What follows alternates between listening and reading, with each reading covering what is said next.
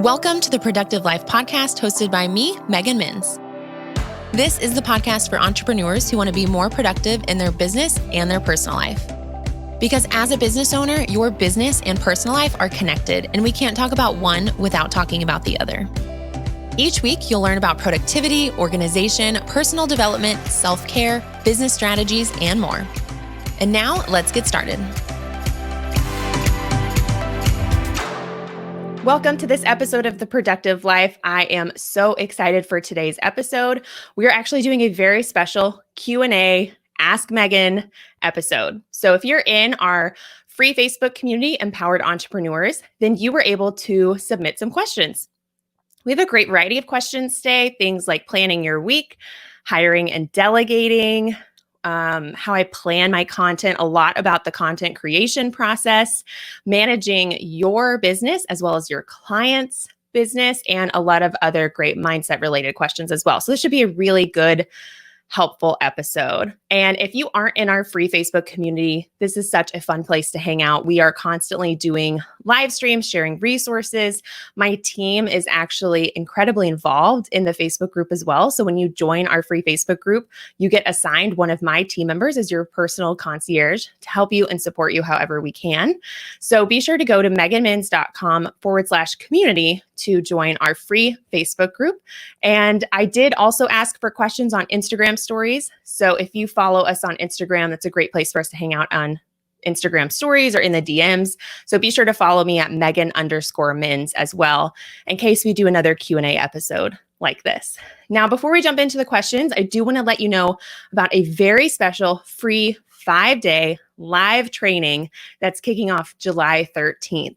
This is called Solo to CEO. And like I said, it's a 5-day live masterclass series. I'll be teaching you how to go from being a solopreneur in your business to really stepping into the role of CEO so that you can hit your goals and grow your business while still creating your version of work-life balance. You can go to meganminns.com/solo to CEO to not enroll, but to register for free to join us. Again, this kicks off July 13th, so I can't wait to see you there. Okay, let's go ahead and kick off the Q&A. Sarah asked how I plan for my upcoming week. So I actually have a podcast episode 24, where I do talk a lot more about how you can create your own weekly planning routine. I do have a weekly planning routine, and I'm happy to go through the high-level overview. But if you want a little bit extra information on that, be sure to check out episode 24 of the podcast. So I have a weekly planning routine, and I recommend you have one as well, and you actually build it into your ideal weekly schedule. So I do my weekly planning routine on either Sunday or first thing Monday, and it really starts out with a review phase. So I review my big picture vision, U 2.0, 90-day goal. I review active projects we're working on, our 2-week action plans, and I also reflect on how the past week went. What went well, what didn't go well, and what can I improve upon in the upcoming week. So it really starts with kind of just reviewing everything you've got going on. If you're not sure what the big picture vision is or U 2.0, those are very specific exercises that I guide my clients through going through. Essentially, a big picture vision is your 3-year vision for your personal life and your business. So we always want to be reviewing that and making sure everything we're doing is in alignment with that vision. And U 2.0 is what I consider your next level self, how your ideal self, your U 2.0, is showing up on a daily basis. So if you're one of my clients, you absolutely have those. So we build that into our weekly planning process. But if not, hopefully that's enough context to kind of get you going. But you want to start your weekly planning off with a review phase. And then what I like to do is go to my calendar. I use Google Calendar. So I'll go there and I like to review what's already on the calendar. What appointments, meetings, calls, events, etc. are already happening this week so that I have a really good understanding of my bandwidth for the week and where I'm at. Then I go to my project management system. We're using Asana. So we go over to Asana and I prioritize my tasks for the week. So I look at everything assigned to me this week. I already have reviewed, our current action plans. I know what our priorities are, but then I look at the actual tasks for this week and I prioritize them and start to get a handle on when I'm going to do them during the week. This is really important because the next step is actually mapping it out on Google Calendar. This is how I blend Asana and my calendar together so that I have a really easy place. I can just open up my calendar and see what my priorities are for a certain day and time of the week. And part of the beauty of planning your week in advance is that everything may not fit, and that by doing this in advance, we can make adjustments and either decide to work slightly more one day to accommodate our priorities, or readjust our due dates and maybe even delegate things we hadn't delegated before, or potentially move some meetings and appointments around. So this way you're not doing anything in the moment, you're doing it in advance and kind of crafting your week ahead of time. So it really starts with the review phase, and that includes looking at the upcoming week on your calendar, looking at your tasks and prioritizing them. You can prioritize them by high, medium, and low, or maybe what day of the week you want to do them, or even if it's focus work or kind of light administrative work. So whatever buckets help you get a grasp on your to-do list, and then actually putting it on your calendar so that you can see realistically what's possible within your actual day and what you can get done. It's always a really good reality check. So that's how I recommend you plan your week, and it's exactly how I plan my week. Okay, Rosa said that she is hiring her first intern and would love to know what tools she can use to make the most of their experience. She started with Asana, and she's also curious about how to delegate tasks, since this is the first time she's inviting someone to help her with her business. So she's a little nervous, but happy. So first of all, Rosa, congratulations on having an intern. This is such a great next step in getting support in running your business. I think Asana is great. Any kind of project management system is essential for effective delegation and communication within your team. So absolutely think it's great you started with Asana. And I also want to say it may be beneficial to also use a tool like Slack, where you can have a little bit more casual communication, build some relationships, especially since your team member, I'm assuming, is virtual or remote. By having some casual communication in Slack, we can really build relationships even though we're not seeing each other very often. So that's optional. You could choose to just communicate entirely within Asana, but I like Slack. It really complements everything well in my mind. Another thing you could consider doing with your intern is maybe having a weekly meeting. You would want to talk with your intern, make sure it feels good for them and supportive for them. But if so, I think weekly meetings are really great to do, ideally Monday sometime, so that you can set priorities for the week, answer their questions, and also empower them for what they can work on for the whole week, and start to allow them to see the bigger picture, what you're working on as a company, and not just what their task list is. And so when it comes to delegating effectively, delegating is the most effective when the person that is being delegated to has as much context as possible, where they not only have context on the task being delegated to them, but what your business is working towards. What are your goals? What are your priorities? What is your big picture vision? And what are your active projects? I know often we just delegate tasks without giving that extra layer of context. And I understand that that feels a lot safer. But when we can let interns or virtual assistants or contractors into the loop of what we're working on, they have a greater sense of context, ownership, and awareness of the ripple effect of what they are doing. So I would love to encourage you to maybe feel like you can have those conversations. I know interns are slightly different. They may not be with you for very long, but it can still really help for the work that they're doing. And when it comes to delegating specific tasks, I teach all of my clients to create workflows and SOPs. So a workflow is a visual workflow, kind of like a mind map, or, if you've ever seen boxes with arrows pointing to each other. It's just a visual workflow of the process that they are involved in. So maybe they're not doing the whole process of onboarding a client. Maybe they're doing a few parts. But in order for them to be truly effective, seeing the whole picture of how things fit together can allow them to have a greater understanding of what exactly they're doing. That way they can think more proactively, have a higher level way of thinking, instead of just taking what you're saying and only knowing that limited amount.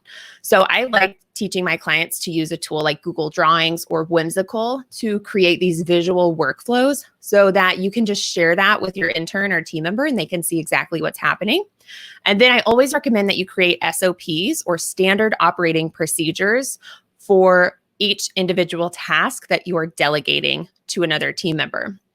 So an SOP is simply a document with instructions. I have a very specific process for what should be in an SOP, but at the bare minimum, you want to make sure your SOP has step-by-step instructions, like numbered step 1, step 2, step 3, guiding them through the process of what they're going to be doing, and then creating a Loom video that complements the Google Doc as well. So I like having a Loom video. Loom is just a tool that is a part. You can just go to Loom. Actually, I don't know if their website is loom.com or something else, but it's a Chrome extension, and it's a really great way to record your screen and talk over your tutorial.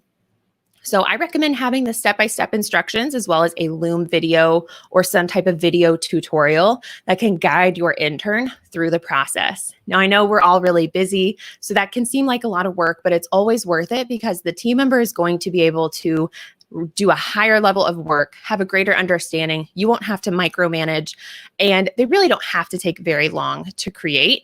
So you can just do the video the next time you're doing the task. And for things like managing the email inbox, maybe an SOP is slightly more difficult. It's a little bit more nuanced, but what is the ideal process for that? If they have a question, how do you want them to tell you about it? Do you have any email templates for them, or should they be creating some?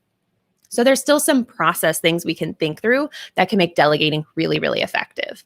And my favorite tip when it comes to creating an SOP is to have a checklist at the end for them to actually double check their own work. It's going to seem really straightforward, but it's the stuff that's going through your head as you would be double checking the work, or as you're currently double checking your own work. So is the name correct? Is the email correct? Are there any typos? Are the links correct, and do they work? So depending on the actual context, your checklist will look different, but it really empowers them to understand what they should be looking for as they start to do this for the first time. So I hope that that's helpful. Katie, you asked, how do you decide what to delegate to your team? There are a ton of different strategies for this, but I definitely recommend delegating the things that you don't like to do, that just weigh you down, the things that take a lot of time, the things that aren't in your zone of genius, and any type of recurring task, because those can easily be replicated. You can document them, and someone can do them to the same caliber as you. So some easy things to start with would be any type of administrative work, customer service. So that could be anything from issuing refunds or reminding people to update their billing information. Inbox management can be so, so helpful. The freedom of getting out of your inbox is not only good for your schedule, but it's really good for your mental and emotional health, especially if you're like me. I'm a bit more of a sensitive person. So even though I've been running a business since 2014, I still am not as thick-skinned as other people. So for me to not be in the inbox at all really gives me a sense of emotional freedom that I wouldn't have if I was in the inbox. So I think inbox management's a great place to start. Any type of billing can be helpful. Replying to comments. So if you do a blog post or a YouTube video, can you have someone on your team just replying to those comments, even replying to your Instagram posts? Just that way you're still engaging with your community without necessarily you having to go in and do that.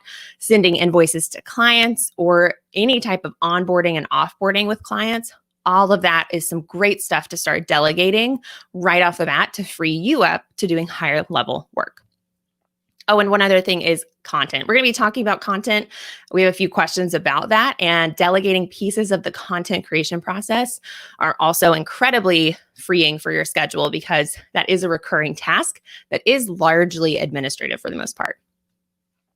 Okay, so Katie asked, what's your new normal to planning out your content and time blocking? So now that we've been recording the podcasts as live streams for over a month now, things have definitely been simplified by that. Just making that decision alone has really been fun. It's been an enjoyable experiment, and I feel like it has simplified our content creation process overall. So my piece of the puzzle is very simple. I pick the topic by Wednesday since I go live on Thursdays. So I always pick the topic sometime Wednesday. I'm actually working with my team to start planning these out farther in advance. So we might start, picking topics a month in advance or so. But my favorite part about recording the podcast as live streams right now is that it doesn't feel like I have to really overanalyze what I'm choosing as a topic, and I can pick things that are a little bit more timely. So for now, I always have the topic picked by Wednesday. And then I do everything else the morning of Thursday morning. So I prep for the live stream. So that'll be maybe 30 minutes or less of me outlining the episode, just making sure I know what my steps are, what I'm going to be teaching, what I'm going to be talking about, and outlining the episode. So that's less than 30 minutes. And then I spend approximately 30 minutes or less being live. Most of our episodes are less than 30 minutes. I'm curious to see how today's Q&A episode ends up turning out, since we have a lot of good questions. But usually about 30 minutes to actually be live.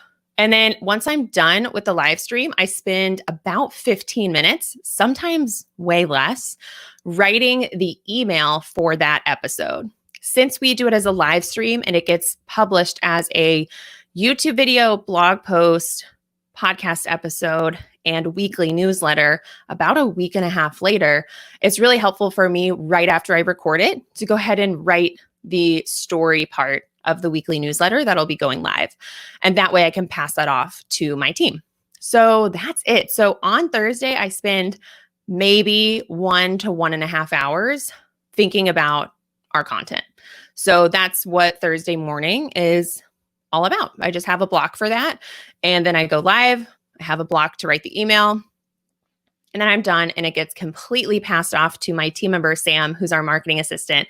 And she turns it into the blog post, social media posts, YouTube videos, the podcast, all of that. So that has been really, really helpful for us. Sam really works on the podcast episodes for about a week. So this is happening on Thursday. She'll usually start working on repurposing it on Monday. And then I review it the next Thursday. So Thursdays are kind of visibility and new content days for me. So this has been working really well. So I've really enjoyed this. Of course, you could always batch your content. I did podcast batching for a long time and definitely recommend it. It's very, very helpful if you especially don't have a team to do a lot of these things. But I've really enjoyed this. And I think you could absolutely do this even as a solopreneur. Maybe just doing it slightly more minimum viable than we are modeling for you, since I do have a team to help me. Okay, Katie said, how do I manage my own projects and clients as well as my clients' projects and clients? I love this, Katie. I was a virtual assistant, a project manager, and have absolutely been in that dilemma before, where you are not only trying to run and grow your own business, but you also have clients' businesses that you're helping. And this struggle of working on your business and your client's business can be really, really difficult. So the number one thing I want you to have, Katie, if you don't already, or anyone listening, is a weekly schedule. So episode 24, I talk about this, but I would really recommend you create a weekly schedule of your own so that you know exactly when you are working on your business and when you are working on client work. So in your ideal weekly schedule, I want you to have those blocks identified in advance. So I want you to know, if you need to do client work every day, is that going to be something you do in the mornings, or is it going to be something you do in the afternoons? And do you do it for 2 hours or 5 hours? What does this look like? So for me, I always had I think I switched it a few different times, but I liked dividing it in before lunch and after lunch blocks. That was just really simple for me. So maybe before lunch, you work on your own business. If you are a morning person in particular and you're mentally sharp and super creative and you want to be spending that mental energy on your own work, then have the mornings be your time. And even if every single morning can't be working on your business because of your client load, can 2 mornings of the week be based on your business? What is possible? What is capable? And I want you to build this into your weekly schedule. And then the secret is holding those boundaries. So if you have said that from 8 a.m. to 10 a.m. is a focused work block for your own business, then you cannot be checking your client's Asana or your Slack account or your email during that block, or you are self-sabotaging. So I would absolutely recommend that you create a weekly schedule. You identify when you're going to work on your business and when you're going to work on your client's business, and then hold those boundaries. do whatever you have to make that easier. If you need to like log out of certain applications or use Chrome extensions to block certain websites during certain times, do what you can to protect that time and hold it even when you're scheduling meetings or setting expectations with clients so that you are making sure you are still protecting your time. I hope that helps. Okay, Allison asked, what is a growth challenge or struggle that you're currently facing in your business? I love getting a behind the scenes peek. I love this question. So I think the first thing that came to mind for me is really deciding to focus on one main offer. This isn't necessarily a growth challenge or struggle. It's hard to explain, but for most of my business, I was kind of stuck in that cycle. Some of you may be stuck in this as well, where you're constantly launching something new. You launch something once, it exists, and it exists for a couple months, and then you just launch something new. You don't necessarily relaunch and go all in on one offer or product or program. I kept kind of jumping from one thing to the next. We made a decision this year to really focus in on our program, Empowered CEO. It's our 12-month high-level group coaching program. It's my favorite thing I've ever offered. It's so much fun. And so we've decided to really zero in on this one offer. And we actually stopped selling a lot of our courses, products, and programs that we had been selling for years. And that was a really big shift. And it's been challenging because if you are a business owner and you're visionary, we got a lot of ideas. Sometimes I start to wonder if I should have a low ticket offer and having all these, little funnels. And there's a safety in having some of those passive products available year round, but it's been really, really nice to simplify and clarify our focus. So it's been a good shift, but sometimes I struggle with that mentally of like wanting to offer smaller products again. And part of the shift has also been that I think for a long time in my business, I focused a lot on cash injections. I'm going to do this one thing to get a cash injection and then a couple months with nothing. And it was really focused on, ideas for cash injections. And now that we have a higher level 12-month program, we're able to really focus on increasing our monthly recurring revenue, which is how you really build a healthy business. So instead of only doing these cash injections, we're still doing promotions and launches that inevitably lead to a cash injection, but we're really focused on increasing our monthly recurring revenue through things like payment plans. So this has been a really good shift, but it's really nice because having a higher monthly recurring revenue makes me feel really confident as I hire team members and make investments because I know we're completely covered. And even if something happened and I couldn't do a promotion to get a cash injection, we're still really good, which feels amazing. So that's been part of this shift as well. So related to this is also that we're on the cusp of a growth spurt, and I know we're going to need to hire some more team members before the year is up. That may even look like hiring actual employees instead of just contractors, which I'm so excited about. But holding space for that vision and that next step while also not quite being there yet is its own unique challenge that I know a lot of visionaries struggle with as well. Having to hold space for the vision and the potential and still be excited by it while also being where you are now. So we're just kind of aware of that. So I'm just focused on leveraging my current team members as much as possible and kind of knowing in the back of my mind that after our next promotion, we'll probably be looking at hiring another team member. So that's kind of what's going on behind the scenes right now. I know that it's not necessarily specifically a growth challenge or a struggle, but it's been some really big shifts that are happening that are really, really exciting, but are very different and not challenges we really had before this year. So it's been fun.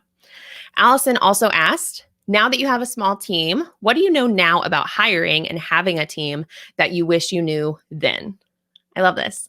So I think when I first hired virtual assistants back in 2015, 2014, I feel like I didn't communicate as well as I thought I was. In my mind, I can look back and say, oh, well, I was creating tasks in Asana with a little bit of information, and then they wouldn't execute on the way I wanted them to. And I would assume that that meant they were bad at their job. And what I have learned a lot is how important over communication is. And like I was talking about earlier, providing that context for what is happening in the business besides that one task. How does this fit into the overall workflow? What are the SOPs and the exact instructions?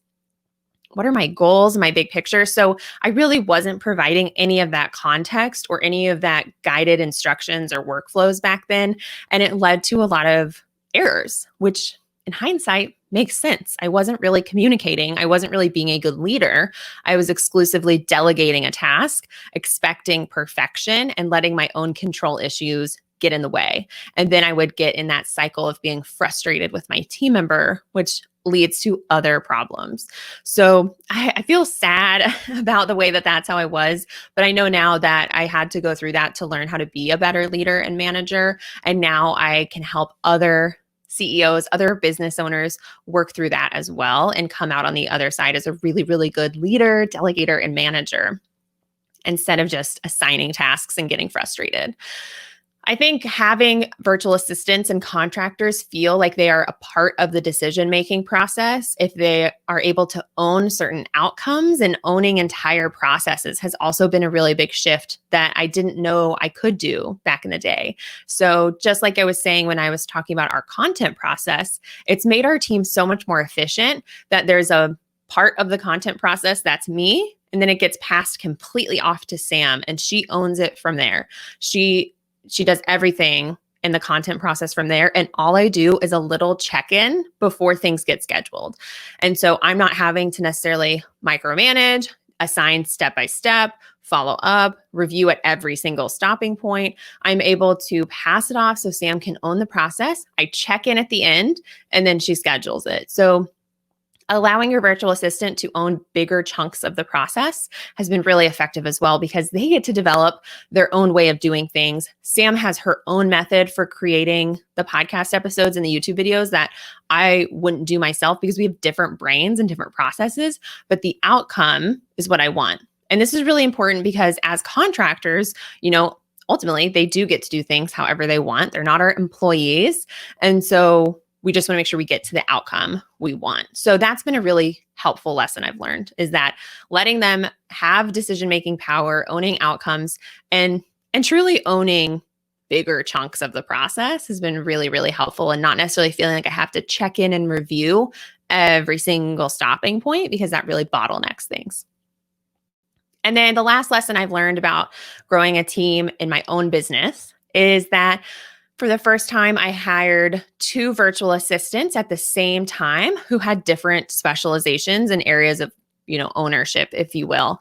And that has felt so supportive compared to just having one virtual assistant doing everything. I know Sam and Paris, my 2 team members, are both equally capable of owning everything. They have all the skills, both of them do, where they could do that. But making that decision where it was going to be one who specializes in marketing and lead generation and one who specializes in operations and fulfillment has been so helpful, because I feel such a high level of support having 2 contractors versus 1, because they have different schedules. They're contractors. They can work whenever they want. And it's really nice that usually one of them is around, even if the other one's not. And since they're both capable of helping in a lot of different ways, it makes me feel really supported. And I know that they enjoy working together as well. Sam and Paris do a lot of communication that I'm not even a part of, where they can support each other, answer questions each other have, and we can all feel like we're really working towards the same thing. So that's been really fun and a very unique experience than I've ever had before with my own team with contractors.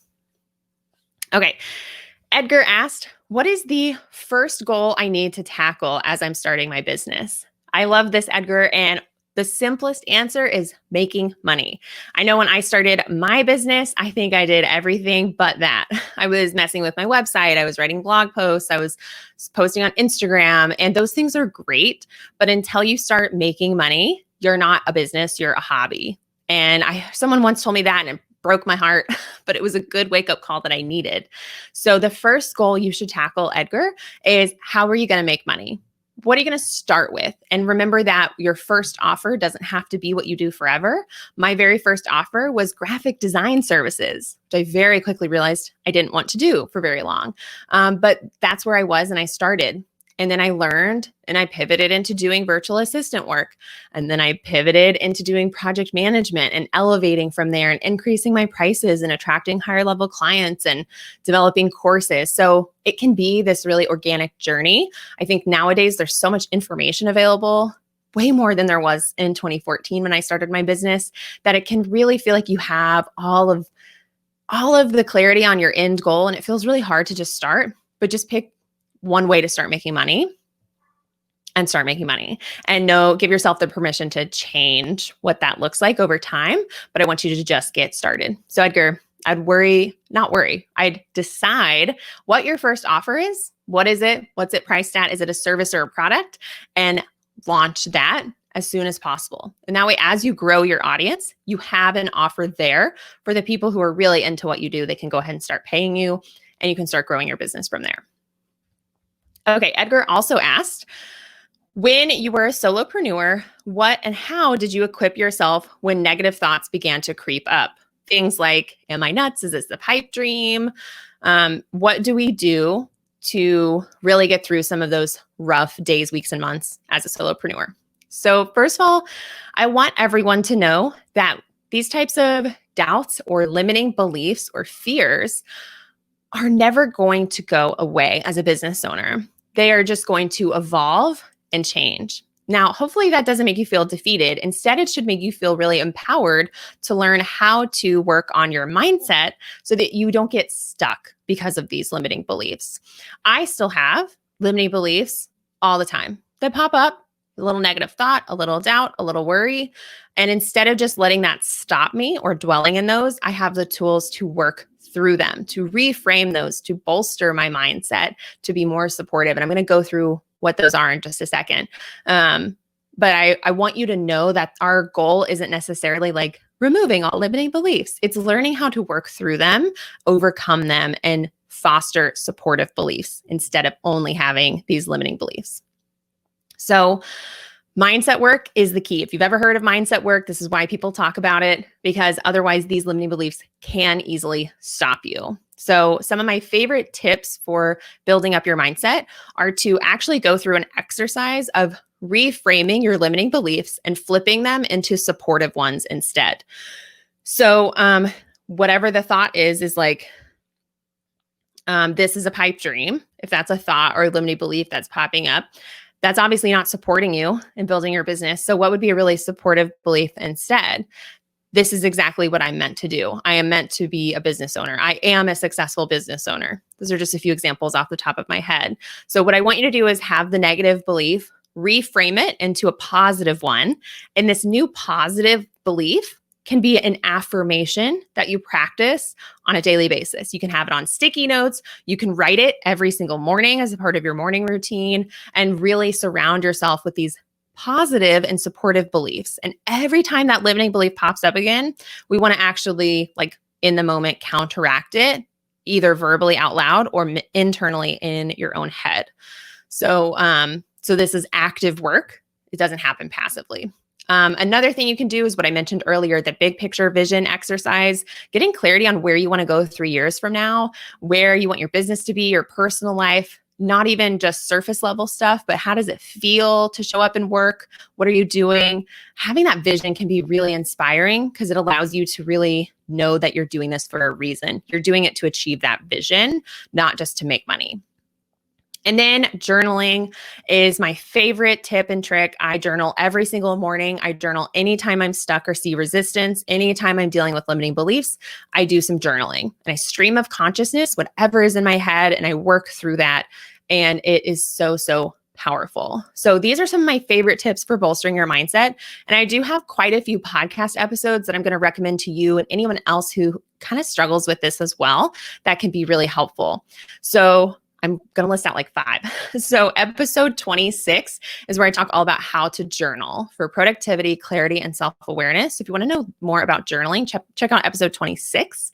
And then episodes 50, 51, 52, and 53 are all really, really good ones about how to stop overthinking, how to be more confident, how to show up, and productivity and mindset tips specifically for solopreneurs. And I have a lot of other great episodes about mindset work. And if anyone else is curious about mindset work, let me know in the comments if you're watching this on YouTube or Facebook, or send our team a DM or an email, and I'd be happy to record more trainings, more episodes about mindset work specifically. Okay, great. Well, we have quite a few questions left, and I know we are already flying through. We're at 36 minutes on the live stream. So I'm going to rapid fire these last few questions, and I'm so excited to jump into them.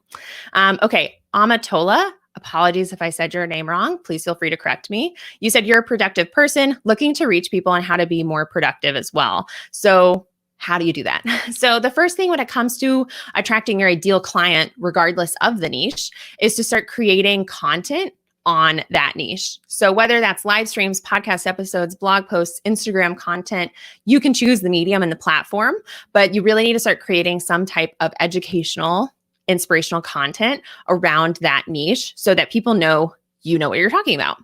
Then I would encourage you to engage with other people. Whenever you see someone else talking about struggling with this in a Facebook group you're in, or in an Instagram post, or on an Instagram story, like engage with them. Help them, give them some free tips and advice, support them, and start to let people know on these one-on-one basis that you can help them in this area.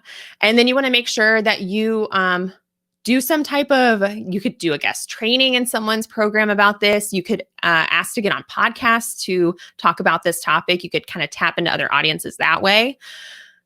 And I want to make sure you have an offer around this. So if you want to be, in your case, an expert in productivity, then how are we going to do that in a way that's really, really helpful and meaningful? Are you going to have a course about it, a workshop? Are you going to do a program, some coaching, and allow there to be an offer for this type of work as well, so that you can start to get paid for this work and you can step into this role of expert, start getting testimonials about your expertise. So we really just want to get started by stepping into that role of an expert, talking about it, teaching about it, and getting paid to help others with it.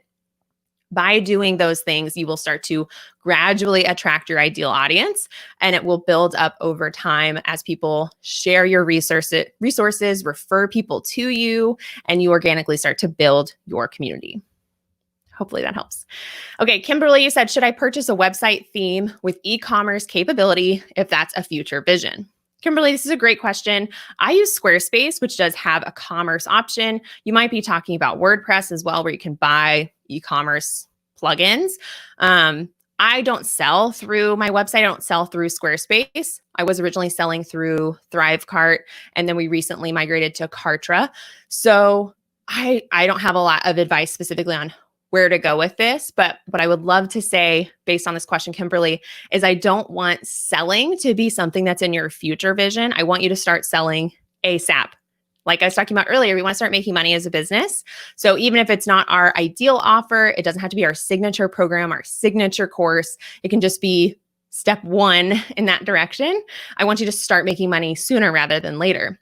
So you can absolutely do this through your website if you would like to, or through a tool like ThriveCart, MoonClerk, or Kartra, or Teachable. Those are some of my favorite recommendations. So whichever platform you want, I would say, let's go ahead and make sure you can have an option to start selling and making money sooner rather than later. Haiti said, why did you move to Kartra? How do you like it so far? And are you still using ConvertKit? So great question, Haiti. We did actually just migrate to Kartra in the month of June, and we migrated for a few reasons. I was actually having a lot of issues with Thinkific. We were selling through ThriveCart and using Zapier to send our customers information to Thinkific, where they would get their login information. And for the past couple of months, we started to have this crazy high volume of people not getting that Thinkific welcome email. I was already kind of not loving the student or user experience of Thinkific. I kind of knew we were probably going to migrate to something else anyways, and it was just a matter of what. So I was originally thinking maybe we'd do something like just migrating to Teachable and keep selling through ThriveCart. But then I started to think about more all-in-one platforms like Kartra and Kajabi, and we ended up choosing Kartra. I have a lot of friends who use Kartra. One of my best business friends, Luis Henry, actually has a Kartra course and teaches this and Some of my team members have been using Kartra, so it just felt like a really, really good option for us. And by migrating to it, we're able to actually save hundreds of dollars a month and have better features, increased deliverability and insights. And so far, we've been loving it. We have migrated away from ConvertKit. We are still technically in ConvertKit as we make sure that we're fully migrated, but we will be canceling our ConvertKit account probably in the next week or so. Still love ConvertKit. If you are looking for an email management system and you're not ready for a tool like Kartra, then I absolutely still love and recommend ConvertKit. I have nothing negative to say about ConvertKit. We were just kind of ready for a next level tool. So we have been loving Kartra. It's definitely an adjustment. It's structured very differently than anything I'd ever used before. But now that I'm familiar with it, we are very, very happy. Okay. Nina, you said you still have a full-time job while growing your side hustle, and you've listened to episode 4 where I talk about side hustling, but you want to know a little bit more on taking the right next steps to make your side hustle profitable enough so you can leave your full-time job.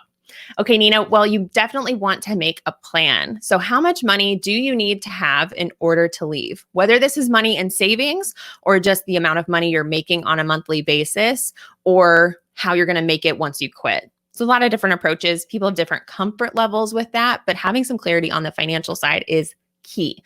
So I want you to have clarity on that number and then decide how you're going to make that money. And something I have learned is small products that are less than $100, a couple $100, or even less than $1,000 are just going to make it a lot harder to make enough money to quit your full-time job, because you have to have such a high volume. If you want to sell a $200 course and you want to be making $50,000 a year, then how many do you have to sell to hit that? It's a quite high number when you're just starting out and side hustling.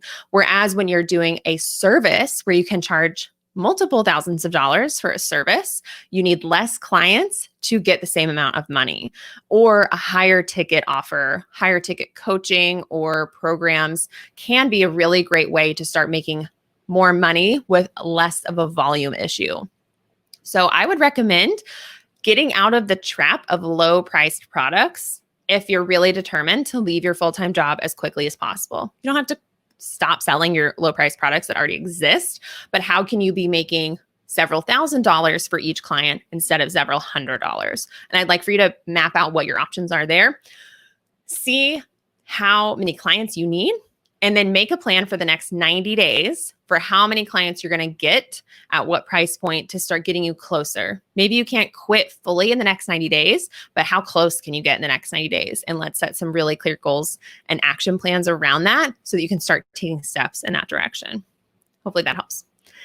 Stacy said, how do you plan and streamline your content creation, including your podcast and social media? I know I talked about content creation a lot earlier. We did used to batch. Now we're doing live stream recordings of the podcast that then get repurposed into the podcast episode, a YouTube video, and a blog post, and social media posts, and a weekly newsletter. I love batching. It made me start to overanalyze what the right topic was for that week, and I just stopped enjoying the process of batching. So I decided to do the live stream as an experiment, and it's been amazing. So like I said earlier, I spend 1 to 1.5 hours every Thursday creating my part of the content, outlining it, going live, and writing the newsletter. And then I pass that off to my team member, Sam, who does everything else. So when it comes to planning the content, I just have to make one decision every single week. And that has felt really, really nice and simple and delightful. And Sam does all the social media, which has been life-changing. I really like engaging on social media. I like doing Instagram stories, but the Instagram feed was something I really was neglecting before we had Sam on the team. So it's been really amazing. She listens to the podcast episode, the live stream. She comes up with ideas for infographics, for visuals, for quotes, for captions, and she's taking the combination of what I share live and the email I write to repurpose that. So she does everything. So maybe I should have Sam do a live stream. Tell me if you'd be interested in this, having Sam talk a little bit more about her part of the process and what tips and tricks she has to share on the content creation process. Because when I was a solopreneur, I was definitely doing things I was not doing as much as we're doing now that we have a team. I was really doing a lot of my social media in the moment, and I wasn't necessarily planning a lot of that in advance. I was just focusing on the batch and getting that out and not necessarily leveraging it and sharing it as much as we're able to now. So that's been really, really helpful. So again, if you have other questions about this process, if you'd be interested in having Sam and I do a joint live stream at any point, let me know how we can support you. I think that sounds really interesting. Okay, and then our last question is from Stacy. How do you balance marketing with content creation and client work? So having help has made all of this so much easier. That's why I love the idea of hiring a virtual assistant as soon as you're ready, just to start to alleviate some of this recurring administrative process. When it was just me, a lot of this was in the moment. So if you're a solopreneur, find your balance of what is the biggest impact you can be doing for marketing and content creation, and don't feel like you need to do everything. If you can only focus on one social platform and one content platform at a time, that is okay. If it's just a blog and Instagram, great. Just focus on the blog and Instagram. You don't have to do everything, and you don't have to repurpose to the extent that you see a lot of people doing. A lot of the entrepreneurs that you're looking up to who are creating mass amounts of content and repurposing and syndicating, they absolutely have teams. So what feels fun for you? How do you like to express yourself? And what feels like the fastest, most efficient? If it's just a live stream show and you link to it from your blog or embed it from your website and that's it, like that is still a great starting point to go from. So again, I don't want you to feel like you have to do everything perfectly in order to get started. So what I do is, like I said earlier, Thursdays are my content day. So I'm doing all new content. I'm reviewing the podcast before Sam schedules everything. I'm doing the live stream and writing the newsletter. And I'm also doing anything I need to for marketing for the next week. So if I need to take photos or record some videos or write any extra copy, sometimes Sam does want some support with writing copy for things. If we have any special promotions going on, I'm working on the content and marketing for the promotions.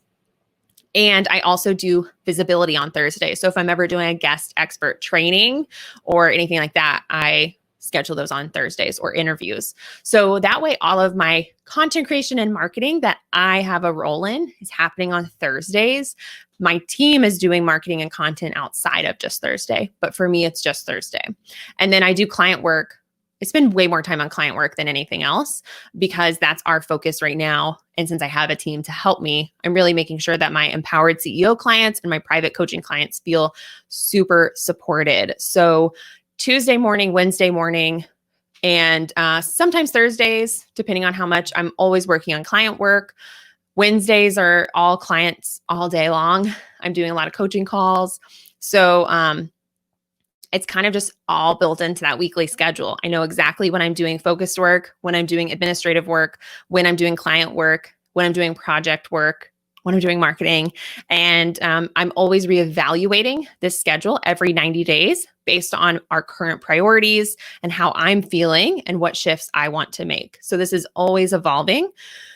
And ultimately, as the business owner, it's my responsibility that we make money. So having a team member who can focus on the administrative side of content and marketing and client work is helpful because I get to show up and make sure our clients are seeing results. So we get testimonials and referrals.